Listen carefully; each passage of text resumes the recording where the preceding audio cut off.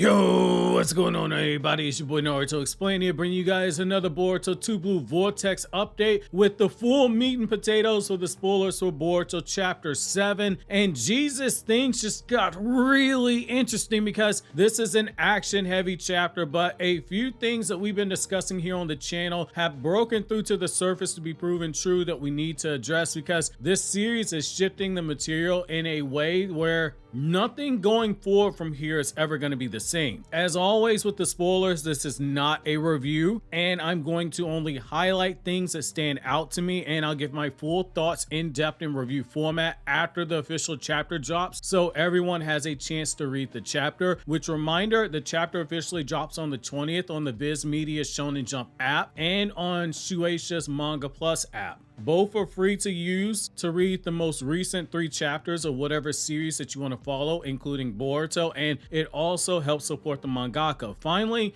for obvious reasons, I'm not going to be showing the panels from this chapter outside of a few colored panels. Just got to throw that out there because every month there are new people who are always asking why I don't show the raw scans. I'd love to, but copyright is a thing, fellas. So the big things off of this chapter that we got from the spoilers are that Boruto versus Mitsuki is a more interesting fight than we thought it might be. I thought that Boruto was just gonna one-tap this guy, so all the Mitsuki fans who've been waiting to see Mitsuki glow up, they should stand proud, because Mitsuki doesn't disappoint in this chapter at all. If anything, he actually shines pretty brightly when you read the fight closely. The other thing that stands out from this chapter is that Boruto's manga has now confirmed for us something that the story has been planting seeds for, which is that Mitsuki does know the truth now after exchanging blows with Boruto, but despite this, there isn't a happy ending in sight for Boruto. So as you would expect, the tempers there are definitely hot, particularly on Mitsuki's end when it comes to fighting against Boruto, and it's because of how broken Omnipotence is. In his mind, he believes he's attacking the person who killed Kawaki, and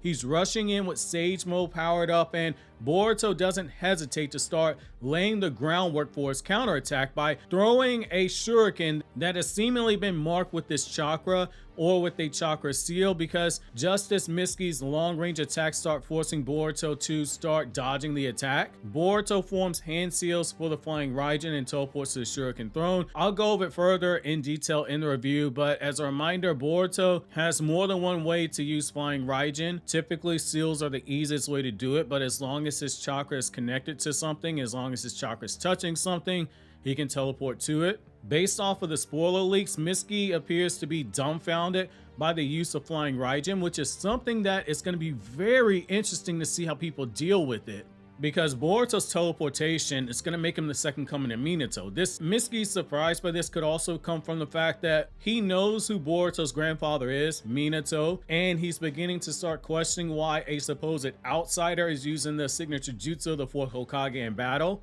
And this is our first sign that Mitsuki is beginning to wake up to the truth.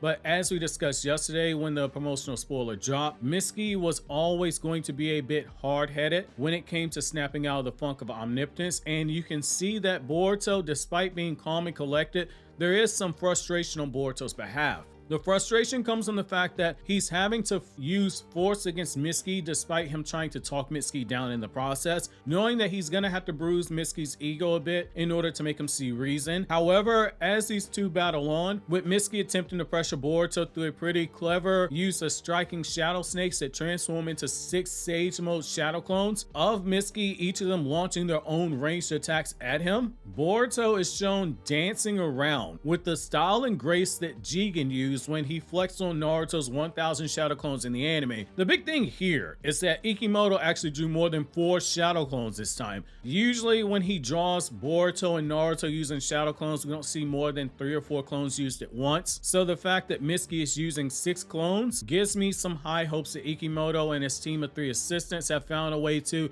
make use of the shadow clones work without getting in the way of his paneling style, because Boruto is creative enough in his fighting style that using more shadow clones would open up the door for a lot in terms of manga creativity for Boruto's fighting.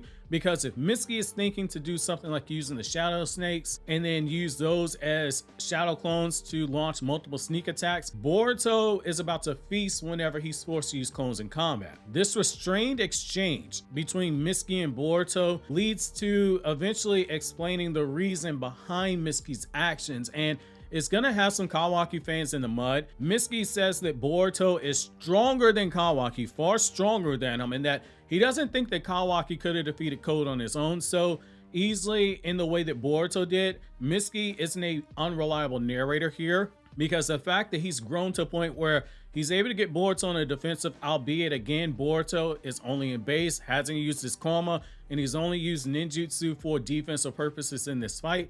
It does stand to reason that Mitsuki has been sparring with Kawaki in order to train. And he knows Kawaki's capability. Kawaki's not the type to hold back in some type of training. He would have used karma.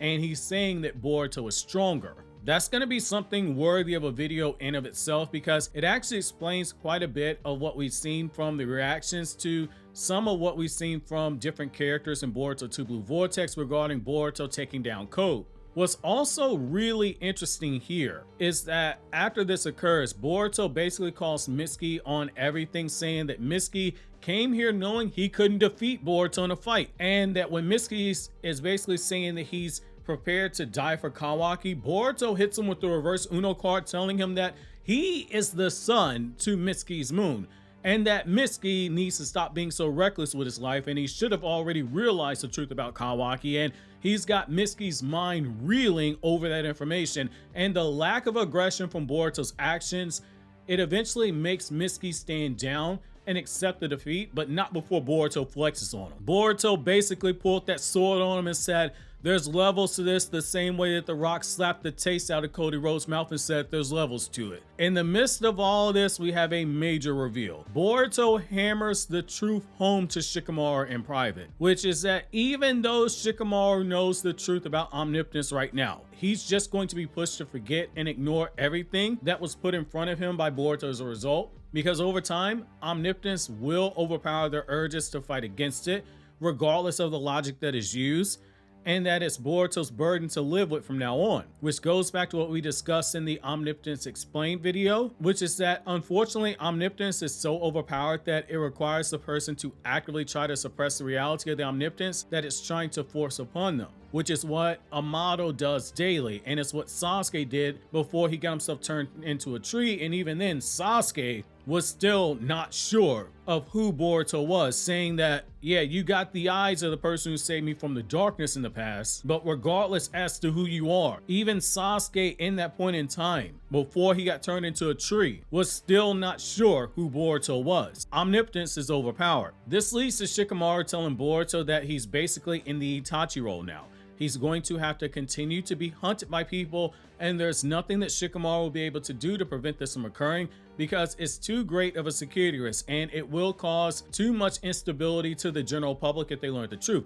However, the biggest thing out of this is that Kawaki is slowly getting exposed, which cements what we have been saying is going to be the theme of Boruto 2 Blue Vortex. The boy who lost everything is slowly regaining it all, and the boy who was given everything is slowly pushing it away because he doesn't know how to handle love, because damaged people oftentimes are the hardest to love due to all the baggage that they carry. I think the biggest thing we can take away from these leaks is that Kawaki's time as Konoha's beloved son is quickly coming to a close, because more key players are waking up to the truth right now.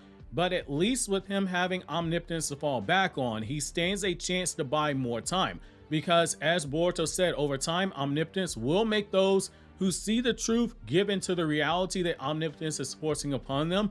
But Boruto doesn't plan on letting that be the primary issue, because the beef between him and Kawaki, it doesn't end. Even if they find a way to reverse Omnipotence, there's some clear cooking that's going on with the Omnipotence storyline, because there are some future plot threads that have been set up here that look like they're going to take some time to pay off. But the biggest thing is that Boruto has the right people in his corner now.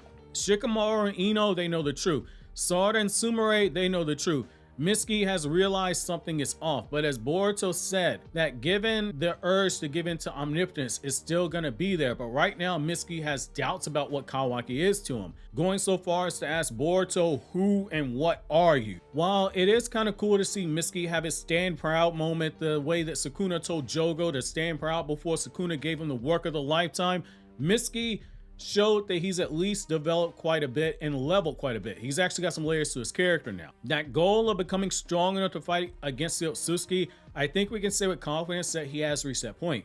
Longtime viewers, you guys know my stance on that. Mitsuki and Sarada both have higher floors than the ceilings of the Boruto Kage, who got strong enough where if they had assistance, they could gang up on an Otsutsuki and do relatively well. But in a one-on-one setting, they didn't stand a chance. Case in point, how Gar got washed and folded once Sasuke's chakra was taken by Urashiki after Sasuke got distracted in the time slip arc. I think we can say that Sarada and Mitsuki, they've leveled up quite a bit during this time skip, which is going to be interesting to see where they take the fights moving forward with the Shinju. Again, I'll be waiting for the official release to drop my review, though I have touched base with a couple of translators who have helped me in the past and are giving me a full breakdown of the dialogue in the chapter. That way I can double check some of the stuff floating online, and also so I can hand over the audio for the review to my editor who I use for reviews, so we can have it up on the channel after the chapter drops and have that high quality that you've been getting for the Boruto 2 Blue Vortex reviews. Hopefully the day of the release, since we've got full spoilers 4 days in advance instead of 2 days like last month, so the review was shorter and the edit was a little rushed than normal. The same editor who I've been using for Boruto 2 Blue Vortex reviews also edits my reviews on KRYPTONIAN SAIYAN, like this new Chainsaw Man chapter, which has the biggest plot twist since Makima's moment in part 1 of Chainsaw Man, which you can check out here on the screen.